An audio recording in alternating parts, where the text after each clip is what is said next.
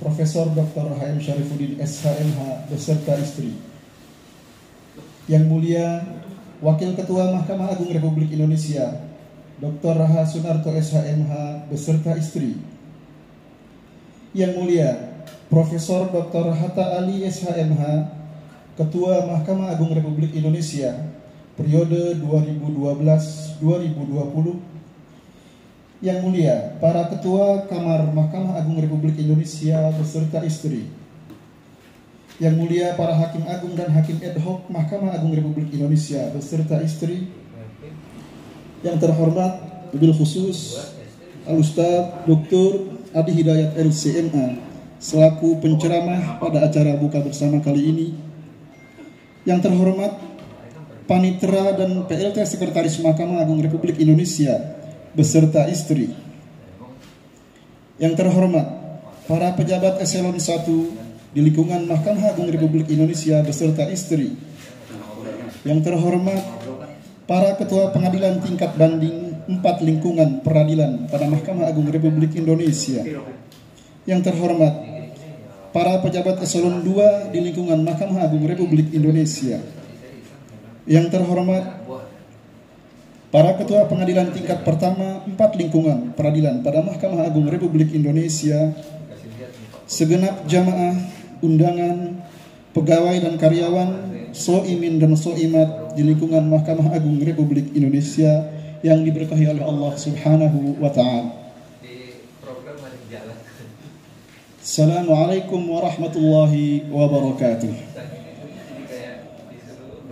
Alhamdulillahilladzi ja'ala syahra Ramadan syahran mubarakan kutiba fihi as-siyam wa unzila fihi al-Qur'an hudan lin-nas wa bayyinatin minal huda wal furqan.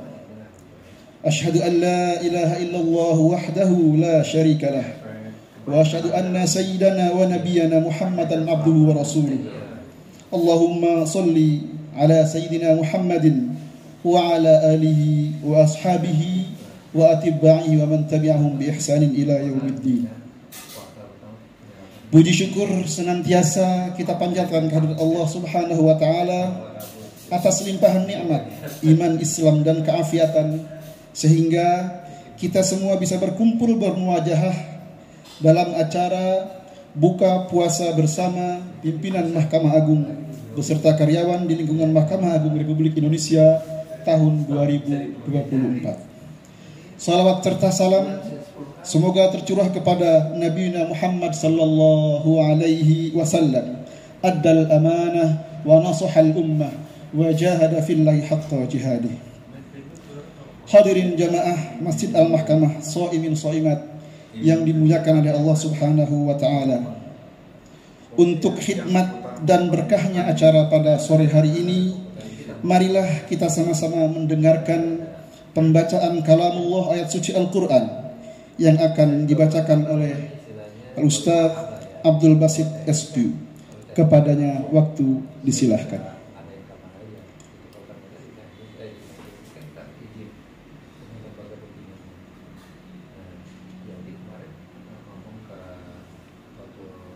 Ada beberapa kegiatan yang terkait itu supaya seperti itu.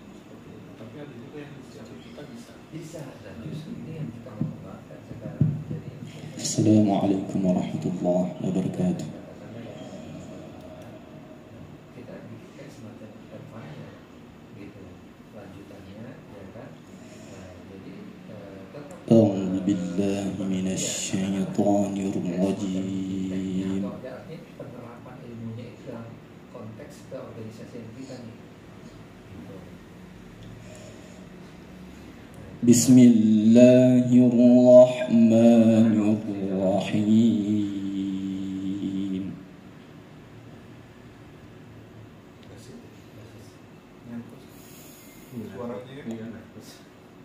Wa'tasimu bihablillahi jami'an wa la tafarraqu.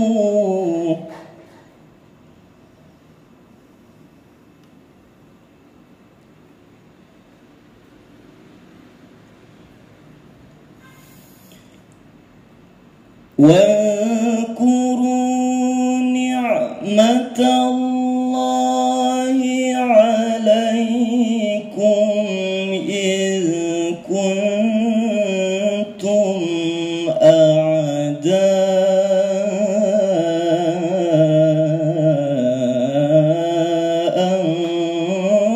فألف بين قلوبكم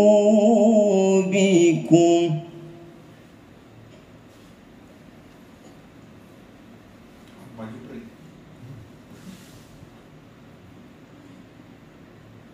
Saya kalau lupa pidato sebelum tersebut ya. إذ كنتم أعداء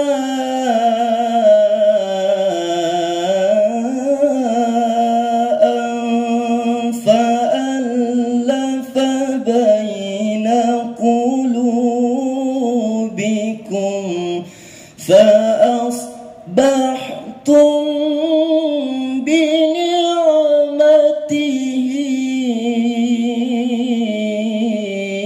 إخوانا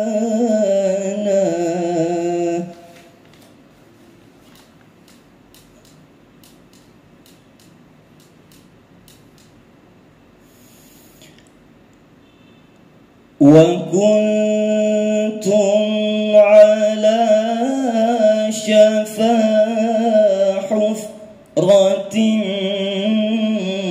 من النار فأنقذكم منها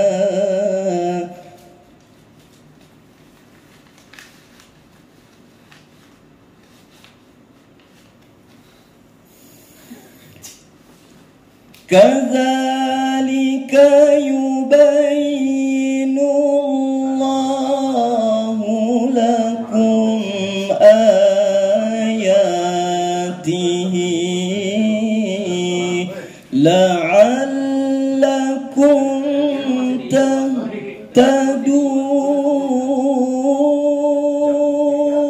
Jam 3 tutup aja ngomong.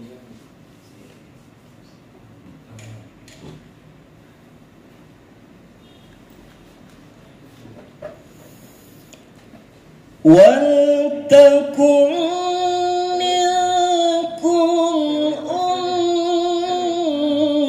أمة يدعون إلى الخير ويأمرون بالمعروف وينهون عن المنكر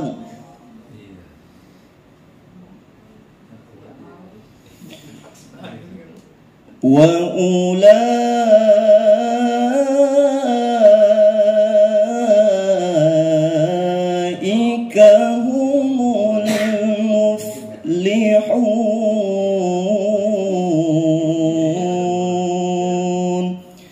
صدق الله العظيم. والسلام عليكم ورحمة الله وبركاته.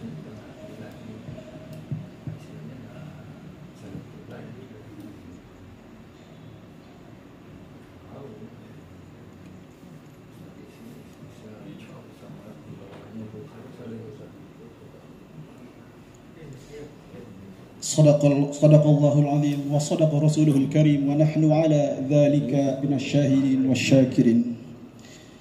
Semoga dengan dibacakan kalamullah Al-Quran tadi, acara pada sore hari ini berjalan dengan khidmat dan penuh keberkahan, dan kita yang mendengarkan kalam Allah tadi kelak akan mendapatkan syafaat di hari kiamat sebagaimana dijanjikan oleh Nabi Muhammad sallallahu alaihi wasallam. Para jamaah yang dirahmati Allah Subhanahu wa taala, telah hadir di tengah kita penceramah yang akan memberikan tausiah iftar jama'i pada sore hari ini. Maka untuk tidak memperpanjang kalam, marilah kita bersama-sama mendengarkan dengan khidmat dan khusyuk. Yang selanjutnya mudah-mudahan kita bisa mengamalkan apa yang akan disampaikan oleh penceramah kita pada sore hari ini, yang tentu kita semua sudah mengenal beliau, masyhur dan ma'ruf. Beliau adalah Al-Ustadz Al-Kiram Dr. Adi Hidayat LC.MA. Kepadanya waktu kami persilahkan dengan segala hormat, dan mohon Ustadz sekalian nanti ditutup dengan doa. Terima kasih. Falyatafaddal mashkur. Banyak pendapat bisa bareng, hanya buat makmum ini makmum itu kalau yang ilmu jangan bergerak. Bismillahirrahmanirrahim. Alhamdulillahi rabbil alamin. Wassalatu wassalamu ala sayyidil anbiya'i wal mursalin nabiyyina Muhammadin wa ala alihi wa sahbihi ajma'in. Amma ba'du. Yang mulia, yang kami hormati Ketua Mahkamah Agung Republik Indonesia Profesor Dr. Haji Muhammad Syafruddin SHMH, semoga Allah Subhanahu wa taala memberikan kekuatan, kemuliaan dan kebaikan. Yang mulia Purna Bakti Ketua Mahkamah Agung Republik Indonesia Profesor Dr. Muhammad Hatta Ali, semoga selalu diberikan kesehatan prima dan inspirasi untuk Mahkamah Agung dan Indonesia. Yang mulia seluruh baik wakil ketua ataupun juga ketua kamar di lingkungan Mahkamah Agung, seluruh hakim keluarga besar Mahkamah Agung Republik Indonesia. Assalamualaikum warahmatullahi wabarakatuh.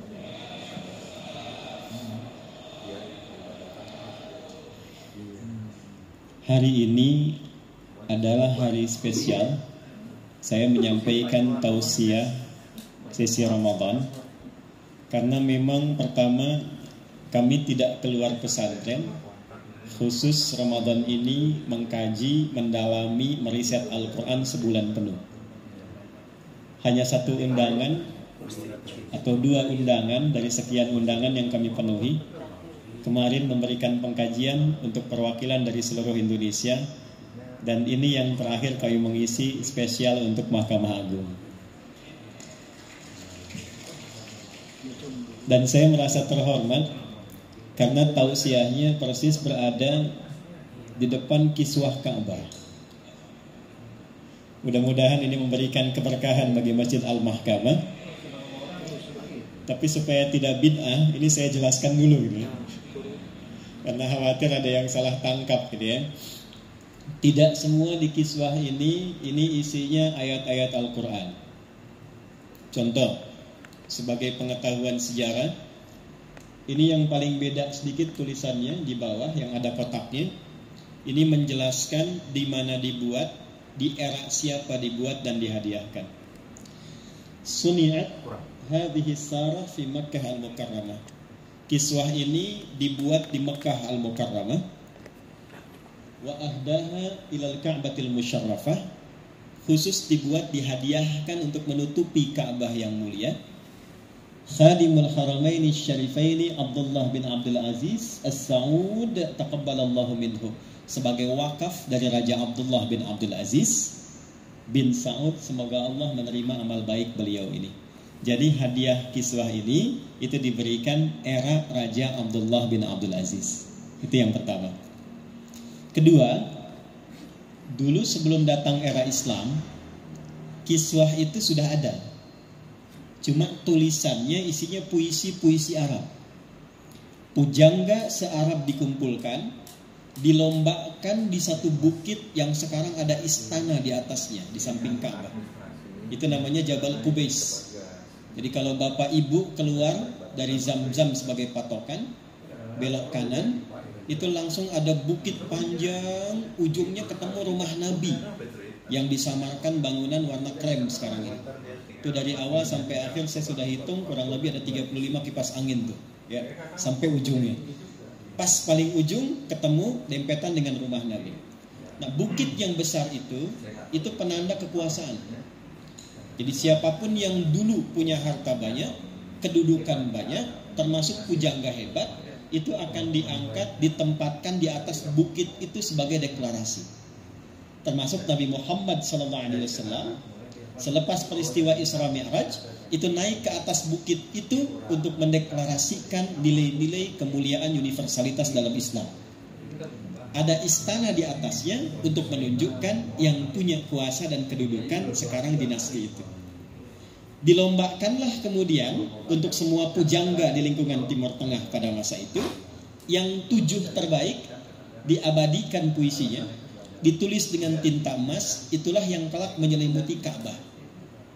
Di era Nabi dengan datangnya Islam, puisi yang tidak banyak nilainya itu, jadi ceritanya ada tentang unta, ada tentang oase, ada tentang perempuan, digantilah kemudian dengan 2 sifat utama.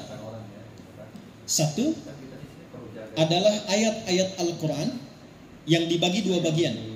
Nah ini yang saya maksudkan Pak, kalau masjid ke Mahkamah ini masuk, jangan lupakan inti yang ini.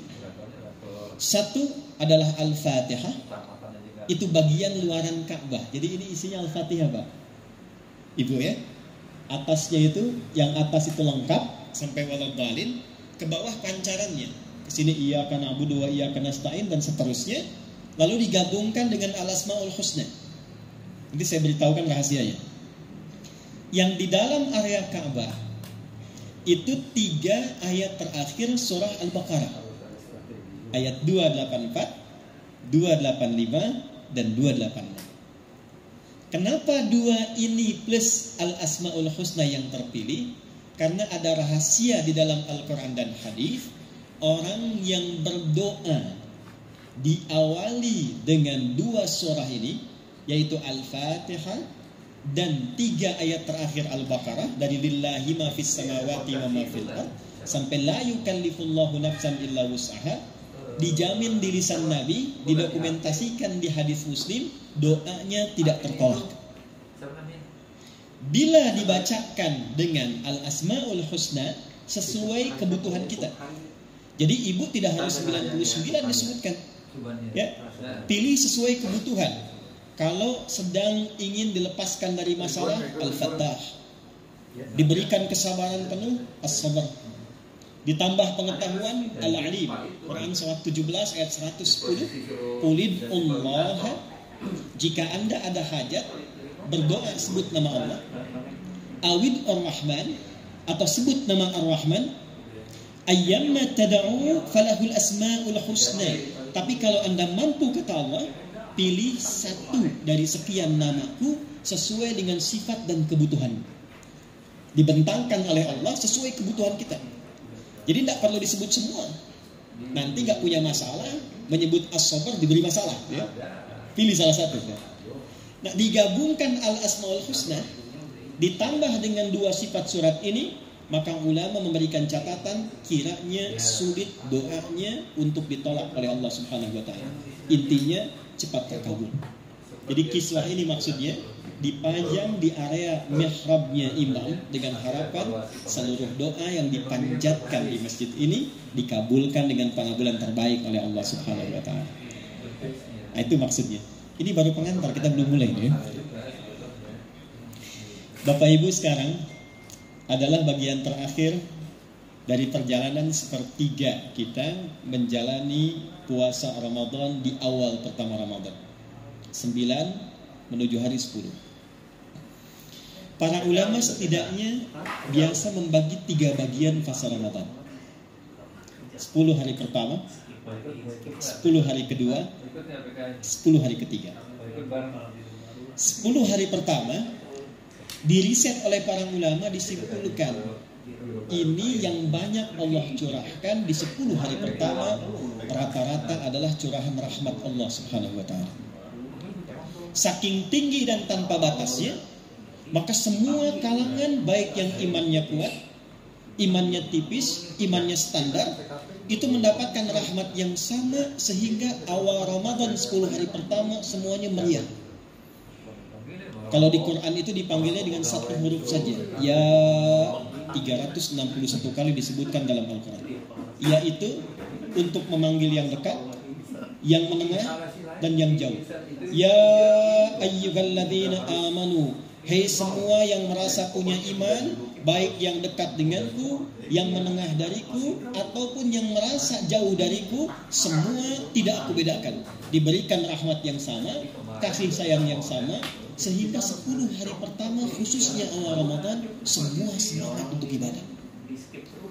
Ini yang mulia izin nih, malam pertama di sini saya yakin masjid penuh ini. Tarawih penuh, kajian Quran penuh, buka bersama semangat. Nanti fase perjuangannya akan dimulai pada 10 hari yang kedua. Jadi 10 hari pertama itu baru anugerah, Pak. Nanti 10 hari kedua terlihatlah di situ kesungguhan orang-orang yang benar-benar menunaikan ibadah puasanya. Sehingga nanti akan terasa di masjid pun terjadi kemajuan-kemajuan. Tarawih sab mulai maju itu. Ya, biasanya penuh mulai maju tuh, ke tengah, ke akhir semakin terlihat. Nah, apa yang menjadikan konsistensi itu bisa dibangun? Maka ini yang menjadi inti tausiah kita di sore hari ini adalah bagian akhir firman Allah yang disampaikan sebagai pembuka untuk menunaikan ibadah suci Ramadan ini. Inilah standar keberhasilan dari Allah yang menilai setiap hamba yang berpuasa, shaimin shaimat, apakah 9 sampai 10 harinya berhasil? Pertengahannya berhasil? Atau sampai akhirnya berhasil? Maka catatan utamanya terdapat pada Quran surah kedua ayat 183, dan dari ayat inilah kita akan memulai tausiah kita.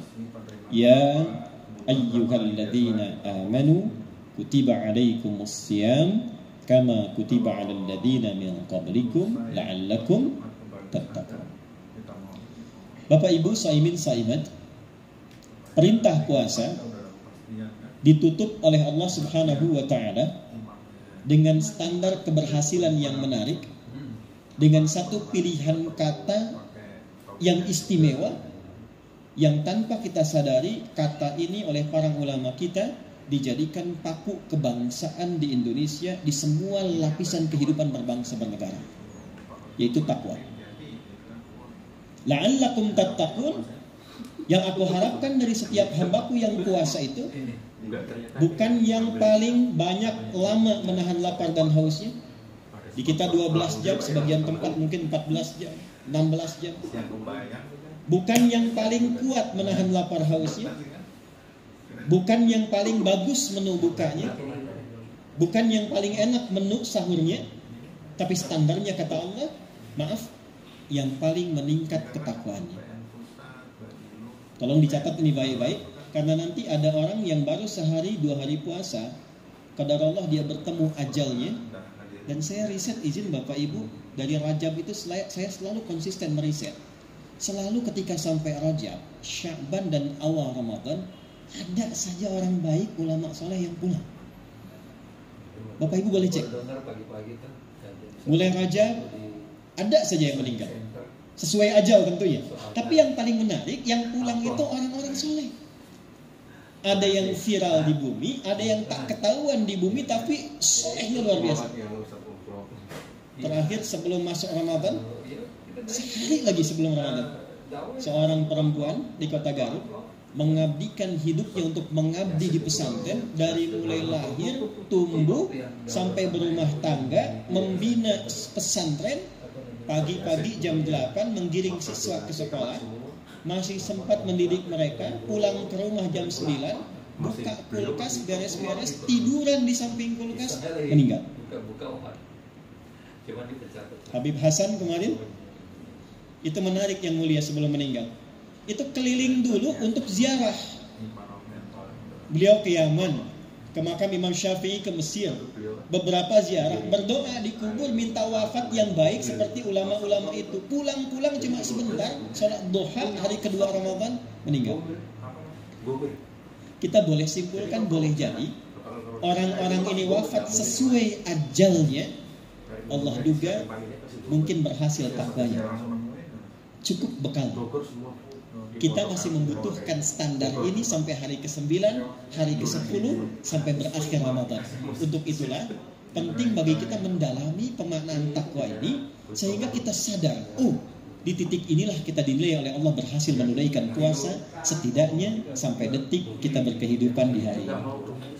Bapak Ibu sekalian, sebelum saya mulai menjelaskan takwa, saya ingin sedikit dulu mengingatkan dan menyegarkan ingatan kita tentang paku kebangsaan di semua lapisan berbangsa bernegara di Indonesia ini.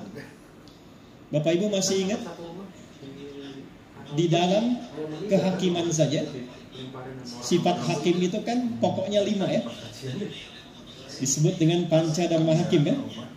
Ada ksatria, ada cakra, ada candra, ada sari, ada tirta. Baik ya. Yang ksatria itu kan ya, seorang hakim memiliki sifat percaya dan takwa pada Tuhan Yang Maha Esa sesuai dengan agama dan keyakinannya masing-masing, berdasar atas kemanusiaan yang adil dan beradab. Benar ya Pak ya? Baik. Kita geser sedikit. Di sini ada Mabes di samping, di tentara ada Sapta Marga. 7 Sapta Marga, yang ketiganya sama-sama ksatria. Kami ksatria Indonesia yang bertakwa pada Tuhan Yang Maha Esa, menegakkan kejujuran, kebenaran, dan keadilan. Geser dikit, itu ada Mendagri, dulu mantan Kapolri, di polisi Tribrata yang pertamanya. Kami polisi negara Kesatuan Republik Indonesia yang bertakwa pada Tuhan Yang Maha Esa. Geser dikit, agak ke tengah, ada pendidikan dan kebudayaan. Undang-Undang Sisdiknas nomor 20 tahun 2003.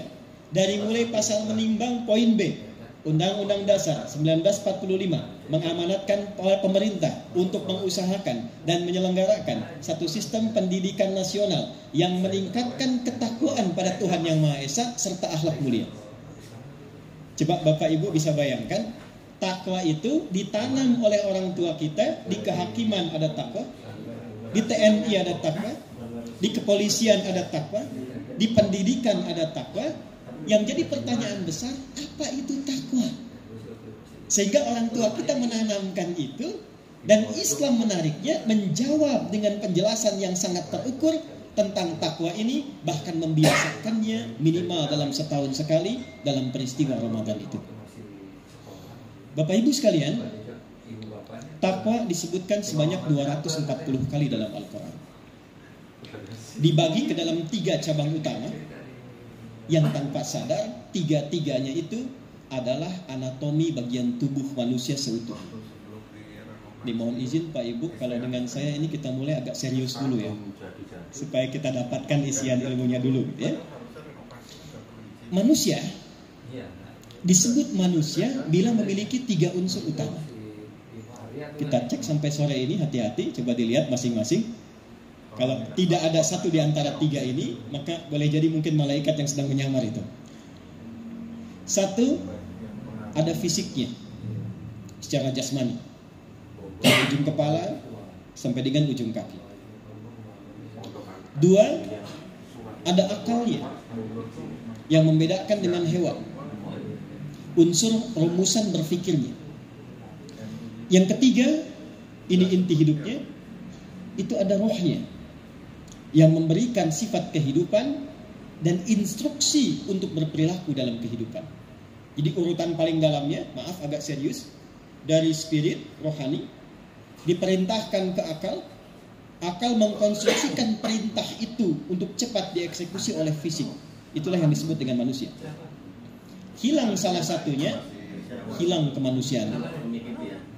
Roh hilang, tinggal akal dan fisiknya, maka dia menjadi mayat, meninggal. Akalnya tidak ada, cuma roh dengan fisiknya, maka itulah hewan, tak berakal. Akal ada, roh ada, fisik tidak ada, itu gentayangan namanya. Hilang wujud kemanusiaannya. Nah, ketiganya ini secara sempurna diterangkan dalam Al-Quran, harus mendapatkan nutrisi dan asupan yang optimal supaya bisa menjalankan fungsi utama dengan seutuhnya. Maka didetilkanlah oleh Al-Quran, pertama, fisik ini punya kebutuhan. Dia mesti makan, dia mesti minum, dia bisa mendapatkan asupan yang diolah menjadi tenaga yang memudahkan tugas dalam berkehidupan. Maka diturunkanlah kemudian panduan bagaimana menjadikan fisik kita ini bekerja secara optimal dan sehat. Quran surah kedua ayat 168. Saya cepat. Ya ayyuhan nas Yusuf. Izin Bapak Ibu, di Quran itu ada ya ayyuhan nas, ada ya ayyuhalladzina amanu. Kalau ya ayyuhalladzina amanu, maka spesifik inti perintahnya hanya untuk yang sudah berislam saja. Tapi tidak dilarang yang belum muslim mempelajari keutamaan dan hikmahnya. Tapi kalau kalimatnya diawali dengan ya ayyuhan nas, ini menunjukkan seluruh perintah dan manfaatnya berlaku untuk semua manusia tanpa kecuali, tanpa sekat. Ya ayyuhan nasu, hei semua manusia tanpa kecuali. Kulu, rawatlah tubuhmu, berikan kebutuhan jasmanimu, setidaknya untuk kebutuhan makannya. Mimma fil ardi halalan thayyiba, silahkan cari di semua bagian bumi yang bisa dijangkau, memenuhi kesehatan tubuhmu dengan dua cara. Halalan, cari dengan cara yang benar. Thayyiba, dari yang benar itu silahkan dapatkan konsumsi yang menyehatkan untuk tubuh. Jadi izin Pak, Ibu, tips kalau ingin sehat secara fisik, kata Quran itu cuma dua. Satu, dapatkan dengan cara yang legal. Jangan mencuri, jangan korupsi, jangan mengambil hak orang lain. Karena ketika didapatkan dari apa yang bukan kita butuhkan dan bukan kita miliki, itu secara otomatis, dan ini bisa diriset Pak, sudah ada pembuktian. Harta yang tidak baik dimasak kemudian menjadi makanan dikonsumsi oleh kita misalnya. Satu, menjadikan perilaku orang yang memakan makanan itu menjadi kurang baik. Riset ini terakhir diteliti di Malaysia, kemudian dikembangkan beberapa wilayah termasuk di Timur Tengah. Ada korelasi antara irisan yang sangat dekat antara orang yang makan hasil yang haram dengan perilaku yang menyimpang yang dilakukan. Satu. Setelah mendapatkan yang halal, 5.000 halal, 10.000 halal. Kata Al-Quran, tidak semua yang diinginkan mesti dikonsumsi. Thayyiba, cari yang menyehatkan untuk tubuh. Tipsnya sederhana, kalau ingin fisiknya sehat, cari makanan yang menyehatkan tubuh. Thayyiba, fisik. Ya, karena itu orang sehat yang terganggu kesehatannya, maka dia pergi ke dokter. Dokter dalam bahasa Arab disebut dengan tabib namanya. Tabib itu bukan tukang obat ya Pak. Kalau ada tabib di luar jualan obat, nah itu bukan tukang obat. Tabib itu dalam bahasa Arab dokter yang sudah melakukan riset, pakar di bidang kesehatan. Orang yang sehat disebut dengan thayyib namanya. Baik.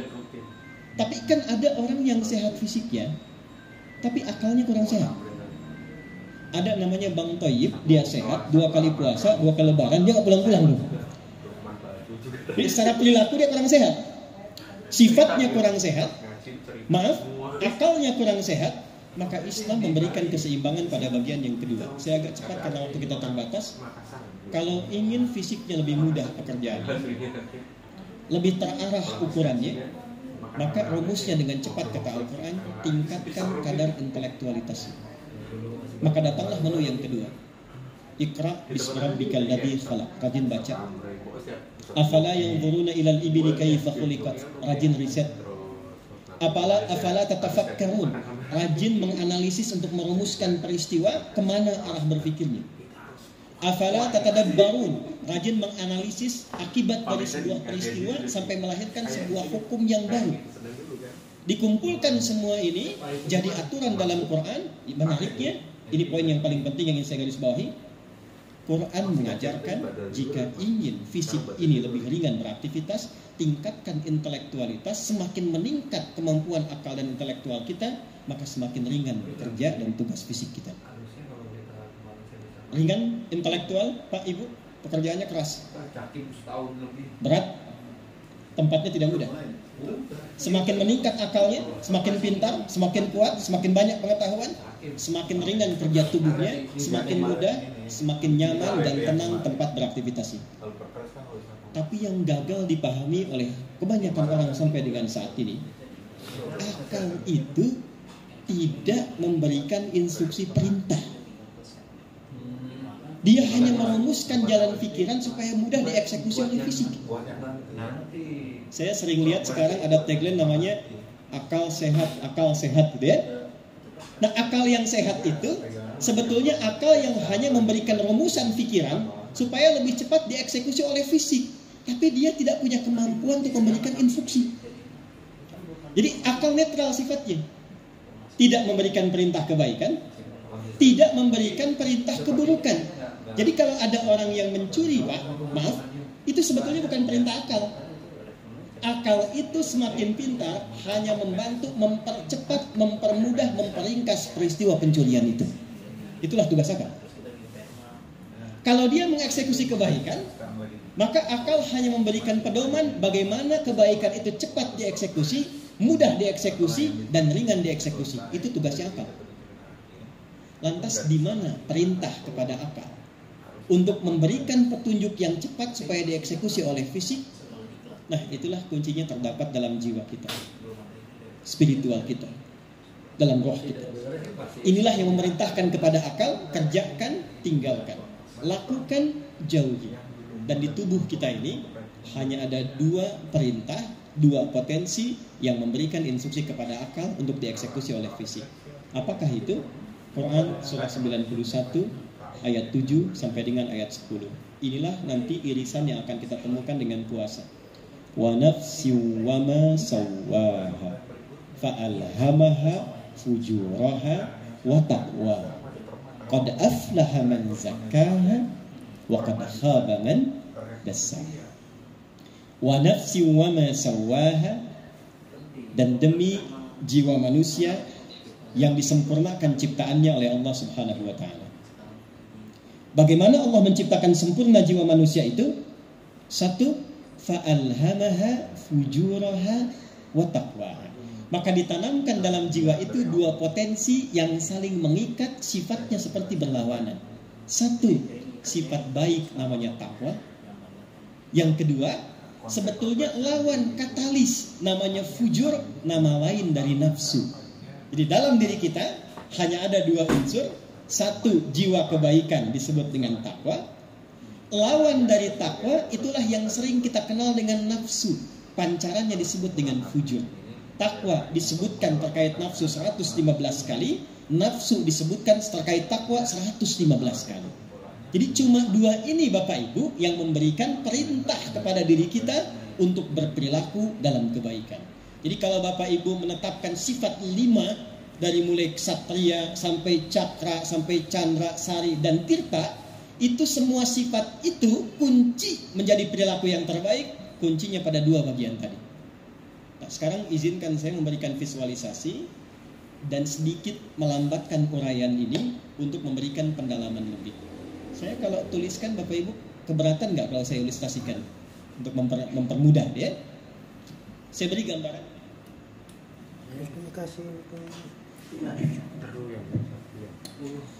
Maaf, ini belakang kelihatan Ibu? Alhamdulillah ya. Imannya kuat, belum saya tulis sudah kelihatan ya. Nih, yang mulia cuma di Al-Mahkamah para ibunya yang bisa melihat sebelum saya tulis ya. Izin ya sedikit saya lambatkan supaya tidak terlalu serius uraiannya. Jadi dasar pemikirannya Quran surah 91 ayat 7 sampai 10. Ini inti hidup kita. Kalau kita lihat ini ada nukleo kecil, nuklea hidup, ini rohnya. Di sini ada akal untuk diteruskan. Di sini ada fisik jasmani bagian luar untuk mengeksekusi. Tangan bergerak, lisan bicara, mata memandang. Bagaimana supaya cepat bergerak? Akal merumuskan cepat. Semakin pintar, semakin cepat dieksekusi. Tapi perintah kemana bergerak? Apakah menulis status yang baik? Apakah menulis status yang jelek? Itu perintahnya sumbernya dari sini. Di sini ada dua bagian. Satu disebut dengan takwa, jiwa positif, kutub positif kebaikannya. Lawannya di sini ada fujur, nama lainnya adalah nafsu. Ini lawannya. Dan ini dibawa ke teori manapun sekarang akan ditemukan. Di kimia ada neutron, ya, kemudian ada proton, positif, negatif, positif, negatif. Asalnya memang seperti itu. Inilah yang memberikan unsur perintah pada semua bagian tubuh kita. Wa nafsin wa ma sawwaha, sempurna bagian jiwa itu, fa alhamaha fujuraha wa taqwaha. Dengan ditanamkan dua sifat, satu nilai-nilai kebaikan. Jadi semua sifat baik itu kalau diakumulasikan itu disebut dengan satu nama saja, takwa namanya. Di sini ada jujur, rendah hati, sabar, dan turunan lainnya.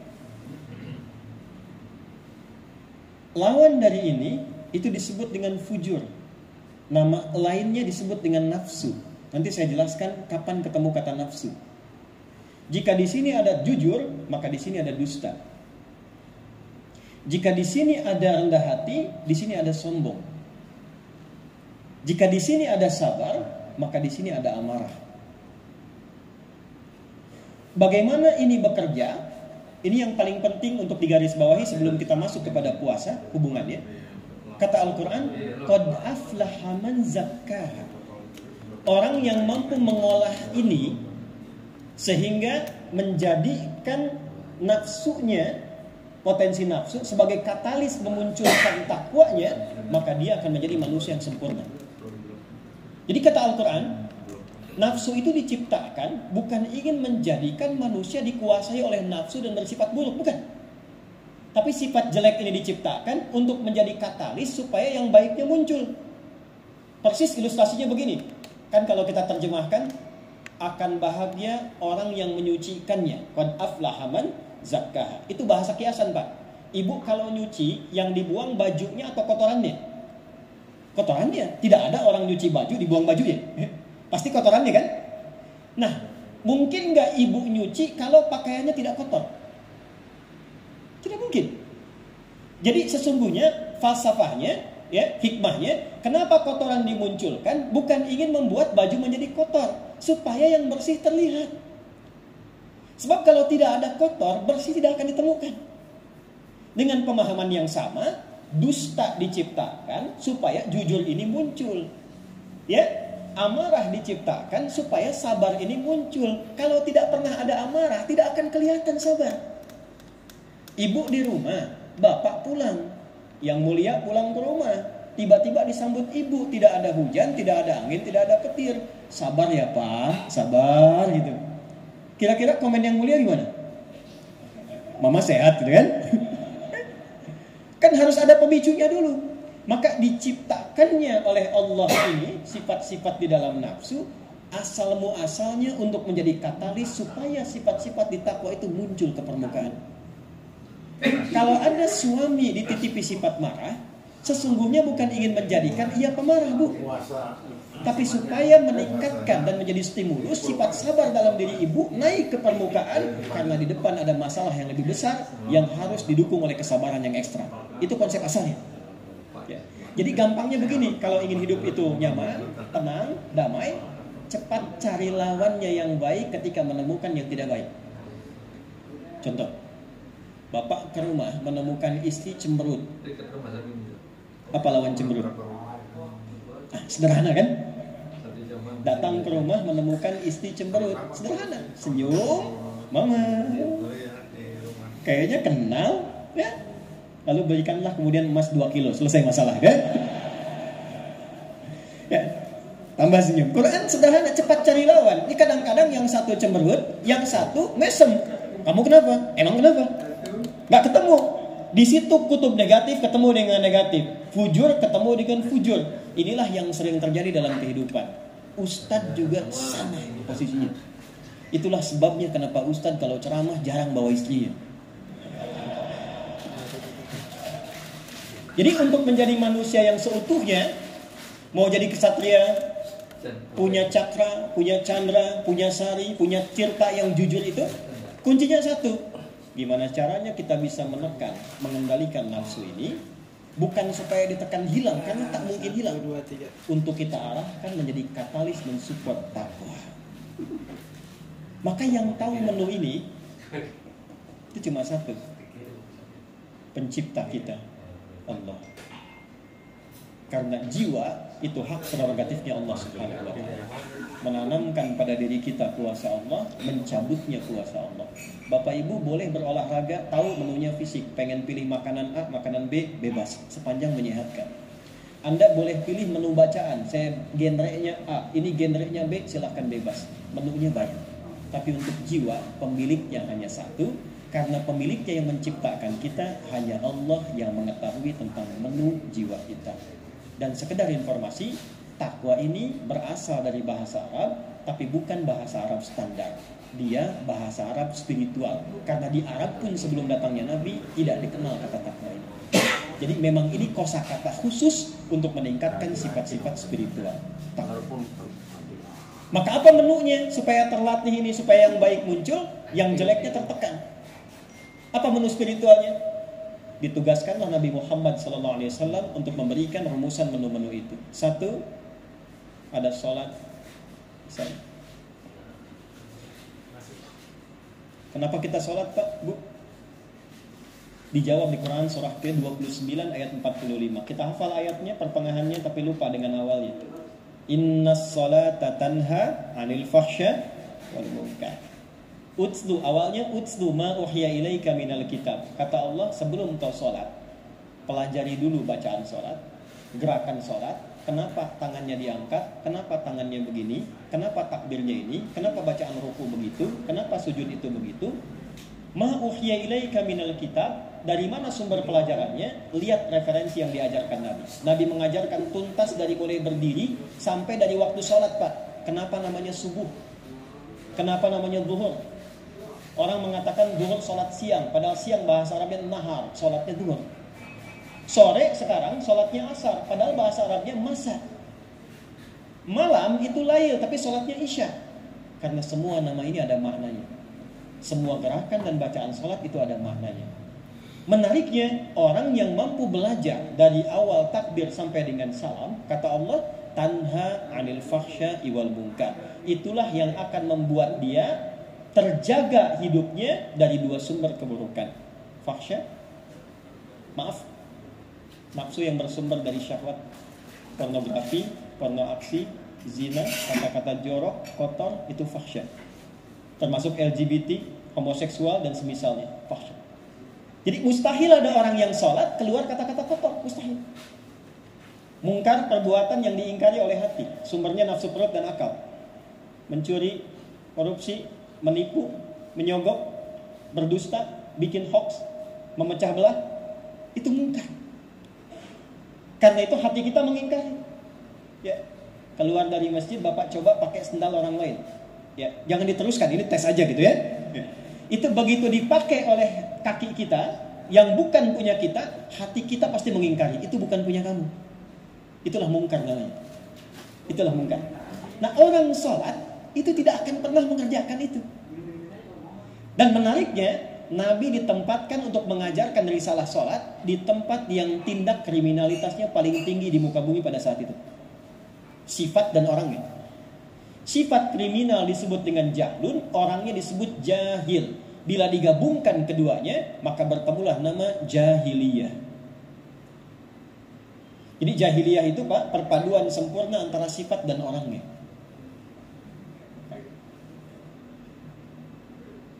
Mabuk, yang paling prematur di zaman itu 5 kali sehari mabuk. Semua jenis zina hatam. Cekcok dengan istri semalam, ngobrol dengan tetangga, malamnya bisa tukaran dengan istri tetangga. Jahiliyah. Mencuri hatam. Begal, sekampung begal semua. Namanya Ghifar. Jadi Al-Ghifari itu kota begal. Betul. Jadi kalau ada yang namanya di sini Al-Ghifari, nah itu kota begal. Ya. Tapi ada kisahnya, ya. Semua orang yang belajar dengan Nabi, ajaran pertamanya dari Allah langsung ajarkan sholat. Diterangkan dari mulai takbir sampai dengan salam oleh Nabi, itu berubah semua dari jahiliyah jadi orang terbaik di zamannya khairul ummah. Jundub bin Junadah, Pak, itu pembegal, pangeran begal, ketua begalnya. Masuk Islam, belajar sholat, pulang ke kotanya namanya Ghifar. Diajarkan sholat sekampung berubah jadi orang baik semua. Itulah sebabnya kenapa diviralkan nama daerahnya untuk menunjukkan kesan. Dulu kampung saya begal semua. Setelah saya sholat, berubahlah mereka semua jadi orang-orang soleh. Sampai sekarang dikenal dengan Al-Ghifari. Jadi saya koreksi sedikit, orang-orang yang soleh. Ghifar itu adalah maksudnya nisbat kepada orang-orang yang soleh yang sebelumnya tukang begal. Nah, jadi standarnya kita lihat Pak, izin maaf. Dari sekian rakaat yang kita tunaikan setiap hari, subuh sampai dengan isya 24, 4, 3, 4, berapa ribu kita rukuk, berapa ribu kita sujud. Yang dilihat standar pertamanya, kebaikannya sudah muncul belum? Nih, sifat takwa. Itulah sebabnya ketika sholat disebutkan pertama kali dalam Al-Quran, disandingkan dengan takwa. Al-Baqarah ayat 2 dan 3, Dzalikal kitabu la raiba fihi hudal lil. Siapa orang takwa yang dimaksudkan di sini? Ayat 3-nya, alladzina yu'minuna bil ghaibi wa yuqimunas shalah. Menu pertama. Jadi kalau kita ingin mengendalikan nafsu supaya bisa kita arahkan pada yang baik-baik, menu pertamanya perbanyak salat.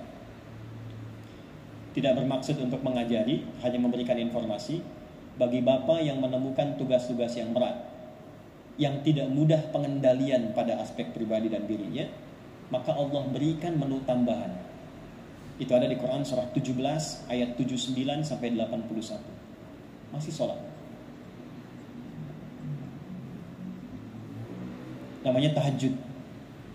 Wa minal laili fatahajjad fi. Kalau engkau temukan kesulitan yang pekat dalam hidupmu, bangun tahajud. Tunaikan semudah yang bisa kita lakukan. Boleh 2 rakaat, kemudian witir 1 rakaat semampu kita. Tunaikan dengan ikhlas. Walaupun baru hafal surat Al-Ikhlas, baca itu aja gak apa-apa. Rumus Nabi di hadis Muslim nomor hadis 749. Bangun malam, tunaikan tahajud. Apa kata Allah? 1. Asa ayyab'athaka rabbuka maqaman mahmuda. Aku akan jaga kedudukanmu supaya tidak diganggu oleh orang lain. Diangkat dengan martabat tinggi, terhormat. Kadang ada orang naik martabatnya, tapi belum tentu pandangan orang baik. Wa qur rabbi adkhilni mudkhala sidqin. Kalau dia memulai tugas, dibimbing oleh Allah supaya mudah tugasnya. Wa akhrijni mukhraja sidqin. Mohon maaf saya garis bawahi. Aku bimbing ia mengatasi persoalan yang pelik yang sedang ia hadapi. Dan yang keempat, ini yang paling penting, waj'alni min ladunka sultanan nasira. Jika ia sedang menangani tugas dan terintervensi, terganggu oleh pihak manapun, aku yang langsung menolongnya. 4 bagian. Tahajud. Saya agak cepat. Jadi kalau ada orang sekarang menunaikan sholat, tapi belum muncul cakra kebaikannya, yang menggugurkan sifat-sifat kebatilan itu, dalam sifat-sifat hakim misalnya, ini menunjukkan ada kualitas sholat yang belum sempurna. Itulah sebabnya ibu, kenapa anak-anak di Islam itu dari kecil yang diajarkan sholat. 7 tahun kata Nabi, paksa sholat. 10 tahun belum mau, berikan pelajaran yang membuat dia mengerti. Kenapa? Supaya anak ini tumbuhnya jadi anak baik. Tapi di Indonesia itu karena intelektualisasinya tinggi, alhamdulillah anak TK saja sudah manasik di kita itu. Ya. Rukun yang kelima itu. 2, saya cepat karena kita tinggal 7 menit lagi kita masuk ke maghrib. Tak terasa, padahal kita belum ke intinya loh Pak. Baru kita urai sedikit ini. 2, itu Quran. Saya ulangi, 2 apa? Quran. 1 sholat, 2 Quran. Menu utama untuk jiwa. Quran surah ke-35 di ayat ke-32. Ini rahasianya. Thumma awrasnal kitab alladhina astafaina min ibadina. Warisan kepada hamba-hambaku untuk dikaji, dipelajari. Apa itu? Al-Quran. Faminhum zalimun li nafsi wa minhum muqtasid wa minhum sabiqun bil khairati biidznillah. Ini janji Allah. Orang yang ngaji Quran dengan benar akan dipandu oleh Quran itu berubah menjadi pribadi yang baik sesuai dengan kepakarannya. Pak Ibu, rahasia Quran itu bukan sekedar bacaan, tapi 6.236 ayat, 114 surat, 30 juz, 52.000 kosakata ini, itu semuanya kurikulum hidup kita sesuai dengan profesi yang kita jalani. Jadi kalau Bapak Ibu keluarkan sesuai dengan aktivitas kita, itu semuanya membentuk kurikulum hidup. Contoh, Imam Al-Bukhari mengeluarkan ayat-ayat ini membuat 97 topik. Ini yang kita kenal dengan Sahih Al-Bukhari. Tapi tidak banyak orang tahu di Sahih Al-Bukhari itu topik-topiknya dikeluarkan berjumlah 97, lalu dibagi berdasarkan menu Al-Quran. Ada menu ilmu. Tadi saya ditanya, Ustadz bagaimana cara menghafal, bagaimana cara mendalami dan sebagainya. Diturunkan kitab topik yang ketiga, Kitabul Ilmi. Orang yang ingin hafalannya cepat, pemahamannya mudah, tingkat penelitiannya tinggi. Diberikan ayatnya ini, hadisnya ini, pendalamannya ini, subtopiknya ini. Ada Kitabul Buyu', kitab tentang bisnis. Yang ingin bisnisnya maju, ingin berkah, caranya baik, hasilnya manfaat. Ini ayatnya, ini kemudian hadisnya. Bapak Ibu yang terlibat dalam berbagai putusan di mahkamah, di kehakiman. Ini ayatnya tentang keadilan yang merata, baik terhadap diri sendiri, baik menghadapi keluarga, dengan tetangga, dengan kerabat, sifat-sifat, ayatnya dikumpulkan, hadisnya dikumpulkan. Dibentuklah satu topik tersendiri, disebut dengan Kitabul Hukmi, kitab tentang keadilan. Semua turun. Jadi kalau kita keluarkan ayatnya sesuai dengan profesi kita, ngajinya tidak harus Al-Fatihah sampai An-Nas. Bapak tugasnya apa? Ibu tugasnya apa? Keluarkan ayatnya, tunggangi itu, praktekkan dalam hidup, seketika sesuai profesinya, pasti menjadi pribadi yang baik. 3, 4, 5, 6, sampai dengan 80 sekian menu. Dikumpulkan jadi satu, belum tentu bisa kita kerjakan dalam sehari. Maka Allah turunkan satu amalan, yang dengan amalan itu seketika, yang baik ini akan mudah dikerjakan, yang nafsu akan mudah ditekan, yang takwa akan mudah naik. Itulah puasa. Jadi intinya 1 jam ini saya mau cerita, intinya ini Pak, itulah puasa. Itulah dahsyatnya puasa. Sebab kalau bukan puasa, yang ini nggak muncul. Hebatnya puasa saat dilakukan, semua perbuatan baik yang tadi disebutkan tiba-tiba bisa meningkat dalam satu waktu. Silakan cek, kalau bukan Ramadan, jangankan sholat sunnah, sholat fardu kadang terlambat. Okay? Tapi kalau puasa tiba, jangankan yang fardu, yang sunnah belum dilakukan, sudah kapling tempat di masjid. Tarawih itu wajib atau sunnah? Sunnah, tapi wajib dari mulai maghrib, ibu-ibu kan sudah pasang sejadah itu. Coba lihat di Istiqlal itu. Quran di luar Ramadan belum tentu orang ngaji. Saat masuk Ramadan, dahsyatnya tiap malam itu bisa tilawah, yang tidak pernah pegang mushaf bisa khatam. Itu Ramadan. Dan saat yang bersamaan ini bisa ditekan Pak nafsu. Ketika takwanya naik, otomatis nafsunya pasti tertekan. Itulah yang menjadikan saat puasa semua orang jadi baik. Sampai pemarah pun gak bisa marah Pak. Saya pernah dapat cerita beberapa tahun lalu, ada seorang suami, Bu, pemarahnya luar biasa Pak, yang mulia. Istrinya sampai bingung, tapi kalau Ramadan itu bisa hilang. Satu kali lewat, sama tetangganya dites, diprovokasi jam 6 kurang seperempat. Jam 6 buka, 6 kurang seperempat diprovokasi. Si bapak ini diam saja, tidak marah. Lalu lewat, istrinya bingung, dia tanya, Mas, tumben gak marah? Kata suaminya, nanti habis maghrib.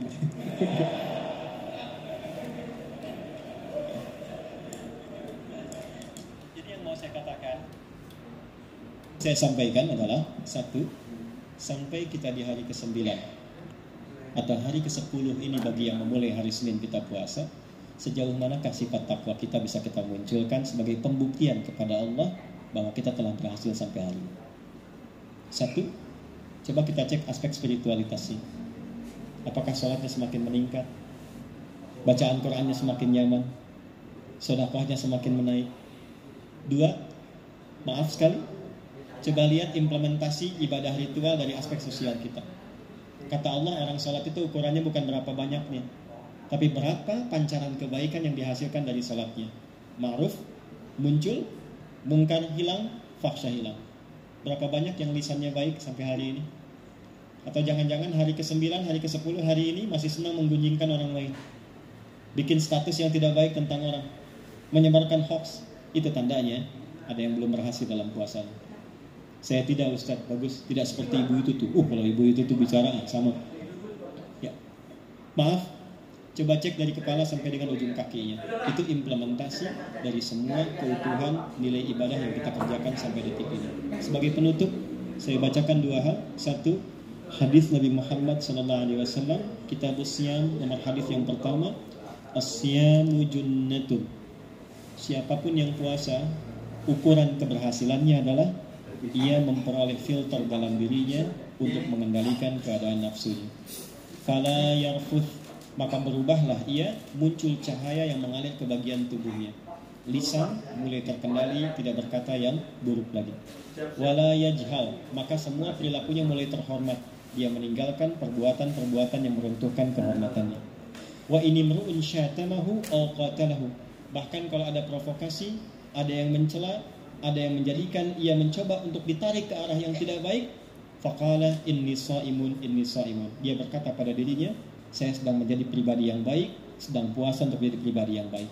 La khulufu famis shaimi atyabu indallahi yaumal qiyamati min rihil miski.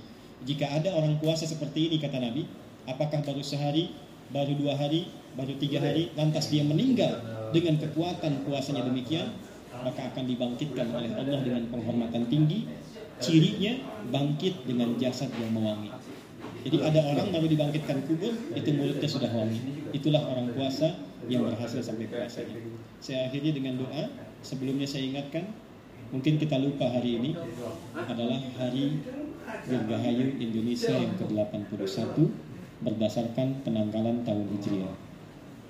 Yang mulia Bapak Ibu, selamat karena Bapak Ibu mengadakan pengajian dan buka bersama pada saat Indonesia dilahirkan, yaitu 9 Ramadan tahun 1364 Hijrah di Jalan Pegangsaan Timur nomor 56. Menjelang sahur, naskah itu dirumuskan. Ada Insinyur Soekarno, ada Dr. Muhammad Hatta, ada Sayyidi Melik, disaksikan yang mendokumentasikannya diantaranya Burhanuddin Muhammadiyah, dikumpulkan jadi satu. Itulah malam tanggal 17 Agustus bertepatan dengan 9 Ramadan, menjelang jam 3 pagi di kediaman Laksamana Muda Maeda dengan menunya sarden, roti yang ada pada masa itu, kata Bung Hatta. Kami selesai merumuskan itu dan dideklarasikan di hari Jumat jam 10 pagi atas nama bangsa Indonesia. Karena itu doa terakhir ini kita ingin merefleksikan bukan hanya untuk keluarga besar Mahkamah Agung, tapi kita ingin berdoa untuk bangsa dan negara kita Indonesia seutuhnya di usia 81 tahun berdasarkan penanggalan Hijriah, 79 tahun berdasarkan penanggalan Masehi. Allahumma taqabbal minna innaka antas sami'ul alim wa tub 'alaina innaka antat tawwabur rahim. Allahumma nahmaduka hamdan kama 'allamtana an nahmadak wa nashkuruka syukran kama 'allamtana an nashkurak. Antal muqaddim wa antal muakhir biyadikal khair innaka 'ala kulli syai'in qadir. Ya Allah, kami mensyukuri segala nikmat yang Kau anugerahkan kepada kami sampai detik ini, dan berikan kami kemampuan untuk terus konsisten mensyukuri nikmat ini sampai kami kembali kepadamu. Allahumma nusalli wa nusallimu ala habibikal karim rasulikal mustafa al-amin sayyidina Muhammadin wa ala alihi wa sahbihi ajma'in. Ya Allah, kami bersalawat pada Rasulullah, menjadikannya wasilah untuk mendapatkan syafaat beliau, ya Allah, untuk jadi pribadi yang baik selama hidup dan mulia ketika kembali kepadamu, ya Allah, saat dihisab. Allahumma inna nas'aluka an tubarika lana fi hadhil masjid, ya Allah, hadzal masjid al-mahkamah wa fi jami'il mahkamah 'ammatan ya arhamar rahimin. Ya Allah, kami memohon keberkahan yang sempurna. Mohon berkahi masjid kami, Masjid Al-Mahkamah ini, ya arhamar rahimin. Dan kami mohon berkahi, ya Allah, keluarga besar di Mahkamah Agung ini, ya arhamar rahimin. Allahumma ij'al kullal hukaman tayyibin as-salihin mukhaffafina hisabahum yawmal qiyamati, ya arhamar rahimin. Ya Allah, jadikan seluruh hakim yang bertugas di negeri ini dalam naungan mahkamah ini sebagai hakim-hakim yang baik, hakim-hakim yang mulia, hakim-hakim yang Engkau jaga dalam kemuliaan, ya Rabbal Alamin, sampai meringankan hisabnya saat kembali kepada akhirat kelak. Allahumma ya arhamar rahimin, ihfaz sihatahum wa barik a'ilatahum. Allahumma yassir jami'a amalihim waj'alhum istiqamatan fi kulli khair, ya Rabbal Alamin. Ya Allah, mohon berikan kesehatan prima dan sempurna kepada para hakim yang bertugas di negeri ini. Ya Allah, berikan kesabaran kepada keluarganya, istri dan anak-anaknya yang mungkin tertinggal, yang mungkin ditinggal dalam nilai-nilai kebaikan untuk berdharma bakti demi negeri ini. Ya Allah, berikan kekuatan secara konsisten untuk mengemban amanah dalam kejujuran dan keadilan sehingga meringankan hisab saat kembali kepadamu, ya arhamar rahimin. Allahumma barik hadhil bilad al-mahbubah Indonesia waj'alha baldatan thayyibatan wa anta tardaha. Ya Allah, kami mohon berkahi Indonesia ini ya Allah. Jadikan negeri yang damai, negeri yang bersatu, negeri yang makmur, negeri yang Engkau ridai ya arhamar rahimin. Allahumma hdi ru'asa'aha wa amiraha wa ra'isaha ya rabbal alamin waj'alhum udala. Ya Allah, mohon jaga para pemimpin kami, sehatkan fisik mereka ya Allah, ringankan dalam memimpin bangsa ini ya Allah, dan mohon ya Allah, berikan mereka kemampuan untuk bersikap adil yang meringankan hisab saat kembali kepadamu. Allahumma wahid syu'abana, Allahumma wahid syu'abana wa jadibni minat tafruqah. Ya Allah, mohon satukan rakyat kami, satukan masyarakat kami, jauhkan kami dari perpecahan ya arhamar rahimin. Waj'al ulama'ana ya Allah mukhlasin lakad-din, dan jadikan para ulama kami, tokoh agama kami, tokoh yang mencerahkan, menyatukan dan jauhkan dari perpecahan ya rabbal alamin. Allahumma rabbana atina fid dunya hasanah wa fil akhirati hasanah wa qina adzabannar. Barik lana fi siyamina wa salawatina wa sujudina wa ruku'ina waj'alna minal muttaqin wa akhiru da'wana alhamdulillahi rabbil alamin. Demikian yang dapat saya sampaikan.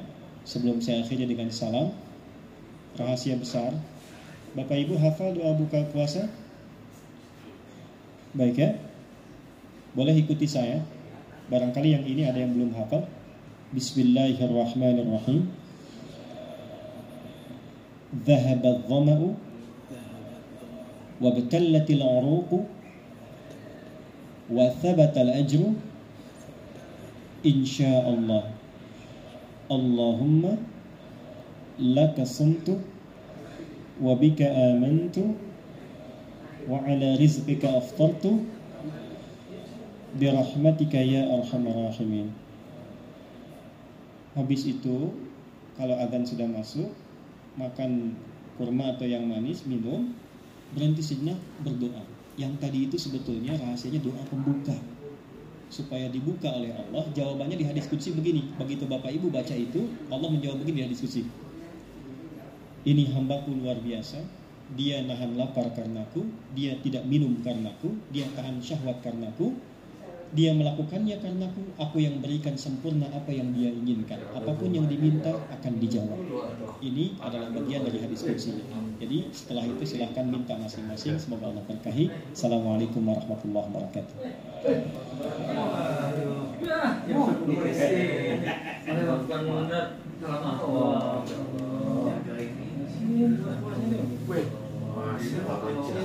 Alhamdulillahirabbil alamin. Telah kita sama-sama dengarkan tausiah iftar buka puasa bersama dari Al-Mukarram Dr. Adi Hidayat LCMA. Semoga kita semua dapat mendengarkannya dan mengamalkannya. Allahumma ij'alna mimman yastami'una al-qawla fayattabi'una ahsana. Dengan berakhirnya tausiah tadi, maka berakhir pula rangkaian acara ini. Kurang lebihnya kami selaku untuk acara mohon maaf. Sauman maqbula wa iftaran syahiyya. Assalamualaikum warahmatullahi wabarakatuh.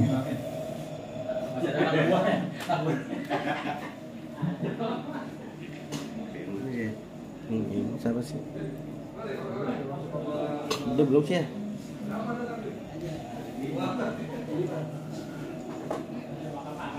Pakai yang MC. Belum sih. Ini udah matiin.